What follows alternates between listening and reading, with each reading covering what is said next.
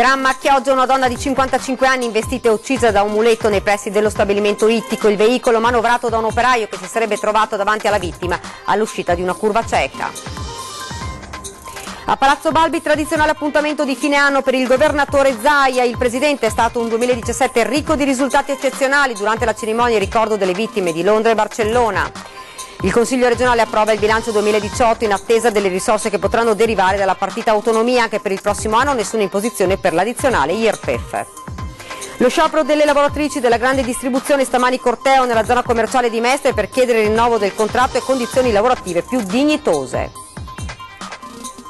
La nostra azione è stata incisiva e i risultati non sono mancati. Il questore di Venezia analizza l'impegno profuso nel 2017 per la sicurezza della città lagunare e delle zone calde della terraferma. La protesta dei residenti di Villaggio Laguna, gli anziani del quartiere raccolgono circa 700 firme per chiedere un collegamento del bus. Per il sindaco Brugnaro l'azione è stata strumentalizzata. Il nostro gruppo festeggia i 40 anni dell'emittente triestina Tele4. Stamattina l'editore Filippo Iannacopoulos consegnato il sigillo della città di Trieste.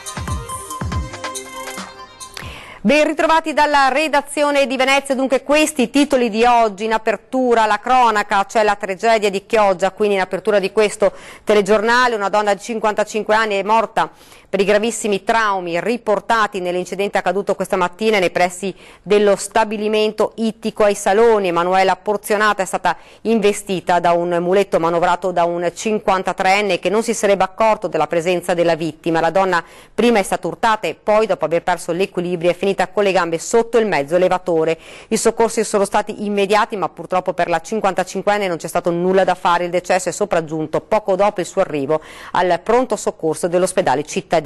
Il dramma si è consumato alle 7:30 di questa mattina. Emanuela Porzionato lavorava in banca, lascia il marito farmacista e 2 figli. Alla notizia della morte della donna, l'operaio che l'ha investita ha avuto un malore ed è stato trasportato all'ospedale. È stato un anno con eccellenti risultati a partire dall'autonomia. Il presidente Zaia e la giunta hanno incontrato la stampa per i tradizionali auguri di fine anno, tracciando un bilancio. Sentiamo. È stato un anno eccezionale sotto il profilo dei risultati. Pensate solo che abbiamo chiuso la partita dell'autonomia, che sembrava impensabile celebrare un referendum. Abbiamo chiuso la partita della Pedemontana, abbiamo affrontato di petto e con piglio la partita dei FAS, siamo sul pezzo con l'ospedale di Padova, addirittura con questo regalo ai Veneti prima di Natale e molto altro ancora. Mi piace ad esempio ricordare che abbiamo venduto 16 milioni e mezzo di immobili, quindi per un controvalore di 16 milioni e mezzo. Un anno intenso il 2017 per il Veneto, con numerosi risultati sintetizzati dal governatore nel tradizionale appuntamento di fine anno a Palazzo Balbi. Zaia ha esordito ricordando i giovani veneti che non ci sono più, la coppia morta nell'incendio a Londra e il ragazzo ucciso nell'attentato di Barcellona. L'autonomia, altro grande obiettivo, ma soprattutto un 2018 di ripresa. Auguro tanta salute, auguro che si trascorra questo Natale in serenità con i familiari, con i propri cari, con le persone che si amano e auguro uno strepitoso 2018. Speriamo sia l'anno che definitivamente ci fa uscire dalla crisi. Zaia ha concluso il suo discorso lasciando spazio alle simpatiche note musicali suonate da giovani ragazzi. Molto spesso non si parla di questi ragazzi, no? Si vuole dare uno spaccato dei nostri ragazzi che è diverso. Io ho voluto dare a loro questa vetrina. Date a voi adesso modo di far comunicare e di presentarli al Veneto intero.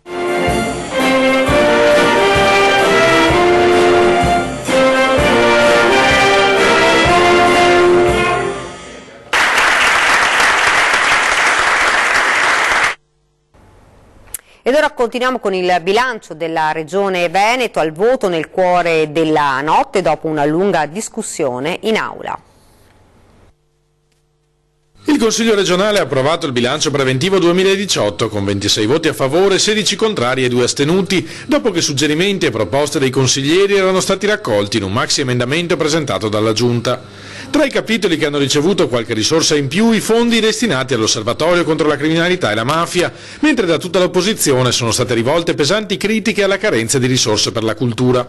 L'importante, chiosa il Presidente del Consiglio Roberto Ciambetti, è stato riuscire a non imporre neppure quest'anno l'addizionale IRPEF e a chiudere i lavori prima di Natale. Ribadiamo che il Veneto è una regione tax free, abbiamo comunque salvaguardato gli interventi specialmente nel sociale, nella sanità, ma anche nei confronti delle imprese dell'ambiente che diano i servizi che i veneti si aspettano. La partita grossa speriamo di poterla giocare invece sull'autonomia, quindi anche su questo il bilancio ha avuto un'attenzione per capire e vedere le deleghe che potremo in qualche maniera gestire nel prossimo futuro. La mancanza di autonomia e i consueti tagli da Roma sono ciò che ha penalizzato di più questo bilancio, sostengono da più parti tra le fila della maggioranza, augurandosi una situazione diversa per l'anno a venire. Sicuramente il 2018 sarà un anno impegnativo, ci auguriamo e speriamo di avere un interlocutore, chiamiamo solido, al governo, qualsiasi esso sia, per appunto giocare la partita dell'autonomia in maniera importante per i cittadini del Veneto. A 3 giorni dal Natale la corsa ai regali ha dovuto interrompersi a Mestre per la protesta delle commesse di Coop e centri commerciali.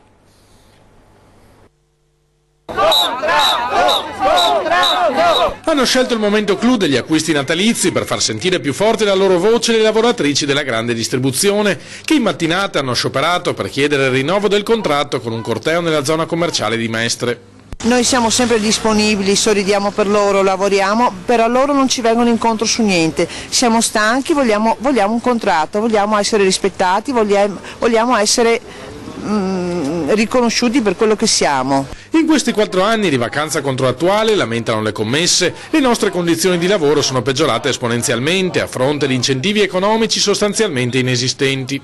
Noi abbiamo lavoratori che lavorano tutte le domeniche, escluse le domeniche delle ferie. Abbiamo lavoratrici mamme che finiscono anche tutte le domeniche alle 6 di sera, dalle 6 in poi, anche alle 8. A gridare più forte le dipendenti delle cooperative, indignate dall'ipocrisia dei loro datori di lavoro. Ai clienti raccontano di essere diverse e più etiche, attaccano, ma con noi si comportano esattamente come gli altri, cercando di toglierci i nostri diritti. Se lo fanno le aziende private, perché la cooperazione deve adeguarsi a quello che sono le aziende private? Qua dov'è la distintività? Vogliono alzare il divisore orario abbassando la paga oraria di questi lavoratori e quindi di fatto una perdita di salario per i lavoratori di questo settore. Inevitabili disagi al traffico lungo il percorso del corteo, che si è snodato dalla Coop di via Pionara al parcheggio dello Shan, lungo il Terraglio, via Perona e via Don Tosatto.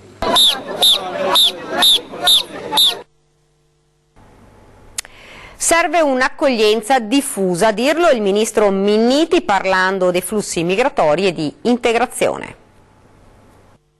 Nel momento in cui noi accogliamo, dobbiamo sapere che quelli che accogliamo sono per numero e per gestione delle politiche di integrazione capaci di essere integrati. Da qui l'esigenza di governare i flussi. Comprendete che su questo si gioca una partita cruciale sul terreno della prospettiva delle nostre società. Il paese che più intelligentemente e meglio integra è un paese che ha seminato bene per il suo futuro. Governare i flussi in partenza, governare i processi in Africa, avere un'accoglienza diffusa. Noi avremmo in campo un modello di gestione dei flussi migratori che non ha nessun riferimento in nessun'altra parte d'Europa e del mondo. Il ministro Minniti, intervenuto a Mestre durante un incontro su legalità e sicurezza organizzato dal PD, ha affrontato lo scottante tema dell'immigrazione, evidenziando come se ogni sindaco facesse la sua parte non sarebbero necessari i centri di accoglienza. Ma alla domanda che in molti si pongono, Cona chiuderà, Minniti non risponde. Il titolare del Viminale ha poi sottolineato che nella legge di bilancio è stata introdotta la copertura totale del turnover delle forze dell'ordine. Ma non basta, il decreto sta funzionando per gli enti di dimensioni maggiori, ha affermato il sindaco di Mirano Pavanello. Siamo sotto del 50%, continua. Noi chiediamo si trovi il modo di rimpinguare il corpo. Fiduciosa la segretaria metropolitana Scattolin. Le regole vanno rispettate, punto, perché le regole sono la base del nostro stare insieme e del nostro vivere bene. Non nego che ci sono dei problemi di microcriminalità e in effetti anche la presenza del Ministro qui è per dire noi ci siamo, li prendiamo di petto e li vogliamo risolvere. Sicurezza, contrasto alla criminalità locale, controllo incessante del territorio anche grazie alla sinergia con le altre forze di polizia e all'aumento di pattuglie e servizi. Il bilancio di fine anno del questore di Venezia, Gagliardi, la nostra azione, ha detto, è stata incisiva e i risultati non sono mancati. Sentiamo. C'è stato un grande impegno, c'è stata una forte risposta alla richiesta di intervento e di sicurezza di alcuni quartieri di Mestre, risposta che è stata fortissima. La tensione per l'allerta sicurezza ha innalzato nel 2017 i livelli di attenzione delle forze dell'ordine. La sinergia è valsa a tessere una fitta rete di controlli su tutto il territorio veneziano che ha messo in campo uomini e mezzi di polizia, esercito, carabinieri e polizia locale. Per la questura l'impegno si è tradotto in un aumento delle pattuglie, nel raddoppiamento dei servizi di volanti lagunari e di un numero maggiore di equipaggi su Marghera e Mestre. I risultati non sono mancati, negli ultimi 3 mesi abbiamo allontanato oltre 70 stranieri che circolavano nel quartiere Piave e li abbiamo accompagnati al CIE, quindi c'è stata un'azione incisiva. C'è stata una particolare attenzione nella zona di Marghera, teatro di quotidiani episodi di microcriminalità che preoccupano i cittadini. Certo, dice il questore, assistiamo anche al fenomeno della migrazione dei soggetti che, consapevoli dei controlli, si spostano in altri territori. C'è una particolare sensibilità dei cittadini e questo ci consente di avere immediatamente degli alert per poter intervenire. La nostra azione è pressante, per cui arriveremo anche lì e faremo un'azione di contrasto ovunque. Quanto all'organizzazione degli uffici di polizia, restano ancora ombre sul futuro del commissariato di Marghera. Il commissariato di Marghera è una struttura che oggi funziona da commissariato al 100%, le valutazioni che si farà a livello dipartimentale non sono a me ancora. Il sindaco di Venezia, Luigi Brugnaro, risponde alle proteste inscenate nei giorni scorsi dai residenti di Villaggio Laguna. Sentiamo. Strumentale la protesta dei residenti di Villaggio Laguna, secondo il sindaco di Venezia Luigi Brugnaro. Gli anziani del quartiere hanno raccolto circa 700 firme per chiedere un collegamento bus diretto con l'ospedale e la stazione dei treni. Non ce l'ho con loro, che sono sicuramente delle brave persone, puntualizza il primo cittadino, ma con gli esponenti di PD e Movimento 5 Stelle che cercano di cavalcare il malcontento per attaccare questa amministrazione. Sono sicuramente cittadini in buona fede, strumentalizzati appunto da questi rancorosi che sono sempre là, che invece che proporre cose continuano a fare la lista della spesa. A questo tipo di modo di fare, insomma, abbastanza facile, troppo facile, strumentalizzabile, noi rispondiamo sempre con un bel no e col sorriso. Anch'io ho perso qualche battaglia politica, per esempio a Mira, ricorda Brugnaro, ciò nonostante sto collaborando con l'attuale sindaco, forse migliore di quello che avevo proposto io, perché questa cultura del rancore non mi appartiene. Mai direi, no, adesso lì fate un'opposizione, corriamo dietro a tutti i singoli lavori perché noi dobbiamo fare opposizione. È un modo sbagliato di vivere. Facciamo opposizione nel senso che cercheremo di migliorare le cose, ma dobbiamo fare in modo che la gente, il cittadino vada bene. Quanto ai cittadini di Villaggio Laguna, conclude il sindaco, siamo pronti ad ascoltarli nelle sedi a ciò deputate. Partecipino, abbiamo i consigli comunali, abbiamo gli assessori, vengono a farci le domande nei luoghi giusti e non soltanto per fare un po' di pubblicità sui giornali che giustamente hanno bisogno di vendere, devono fare notizia, però purtroppo non c'è nulla di serio. Ed ora parliamo di televisioni radicate nel territorio perché oggi è stato consegnato il sigillo trecentesco della città di Trieste al nostro editore Filippo Yiannakopoulos per i 40 anni di attività di Tele4. Che mi pregio veramente con grande orgoglio di consegnarti il nostro sigillo della nostra città, che sono le chiavi della nostra città. È una città meravigliosa che ha saputo dare tantissimo alla tua televisione e che penso che continuerà. 40 anni di attività di Tele4 indissolubilmente legati alla storia della città di Trieste, un impegno che è stato suggellato con la consegna da parte del sindaco Roberto Di Piazza del sigillo della città di Trieste al nostro editore Filippo Yiannakopoulos. 40 anni sono tantissimi, io ne ho 41, quindi sostanzialmente ero in fasce quando è nata Tele4. Ma 40 anni nella televisione vuol dire esserci dall'inizio, da quando esiste la televisione privata, da quando c'è stato questo afflato di libertà sul monopolio RAI, e ci sono state voci alternative, voci che hanno saputo raccontare il territorio. Una TV che racconta la storia di un territorio, della sua gente, di Trieste e dell'intero Friuli Venezia Giulia.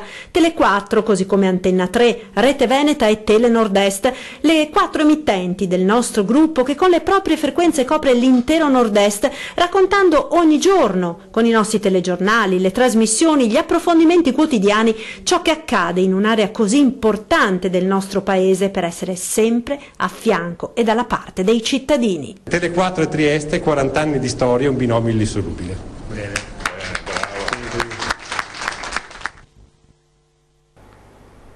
Ed ora ci fermiamo per una piccola pausa pubblicitaria, rimanete con noi.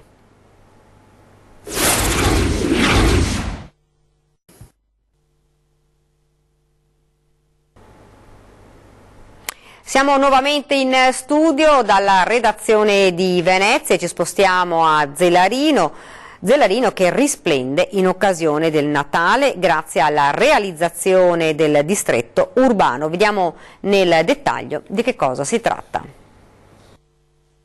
La grande distribuzione impazza, i piccoli commercianti trovano il modo per contrastarla. Con questo intento l'amministrazione comunale ha dato vita a Natale di Stelle a Zelarino, una serie di iniziative messe in campo dal distretto del commercio urbano per promuovere appunto il commercio di vicinato e proseguire il processo di rilancio della terraferma. Una nuova modalità per rilanciare il commercio urbano, il commercio dei quartieri, il commercio dei centri storici, per contrastare la forte presenza della grande distribuzione e la concorrenza della grande distribuzione. Ci saranno i tradizionali mercatini, il trenino che collegherà i lati opposti di Zelarino, nel contesto di un particolare arredo urbano. E naturalmente, bambini, non mancherà l'appuntamento con Babbo Natale. Ma le novità non finiscono qui. Quest'anno, per la prima volta, in modo unitario e organizzato, tutti i commercianti promuoveranno il momento dei saldi e quindi la loro promozione in modo, diciamo, molto efficace da un punto di vista della comunicazione. Torna la rubrica dedicata ai vostri presepi. Anche quest'anno potete inviare le immagini della vostra rappresentazione della Natività, un appuntamento immancabile delle feste di Natale per uno dei simboli più amati. Inviate le immagini ai contatti che vedete ora in sovraimpressione e se usate lo smartphone realizzate le riprese con il telefono in orizzontale. Nel caso non possiate fare voi le riprese, scrivete o lasciate un messaggio alla segreteria telefonica con nome, indirizzo, telefono e caratteristiche del vostro presepe, noi vi contatteremo. Ed ora invece vediamo proprio il presepe realizzato in memoria del signor Checchin della Gazzera. Vediamolo.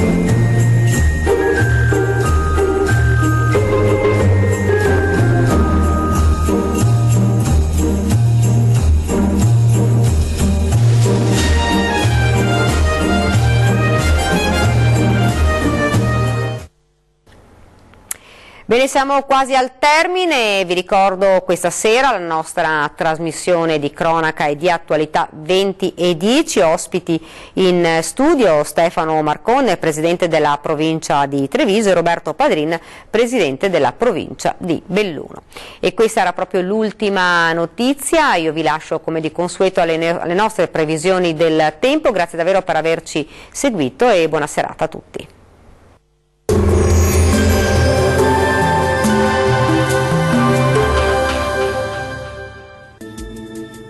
Alta pressione sull'Italia e dunque bel tempo asciutto sulle nostre regioni e anche ampiamente soleggiato, tuttavia con qualche nebbia sulle pianure. Vediamo il dettaglio del 23 dicembre. Sul Veneto foschie o nubi basse sulle pianure, specie al mattino, del Padovano e del Rodigino, ma in rapido dissolvimento. Ampio soleggiamento sul resto della regione con cielo sereno o al massimo poco nuvoloso, innocui addensamenti sul Bellunese. Temperature massime comprese tra i 7 e i 9 gradi, minime tra -2 e 1 grado.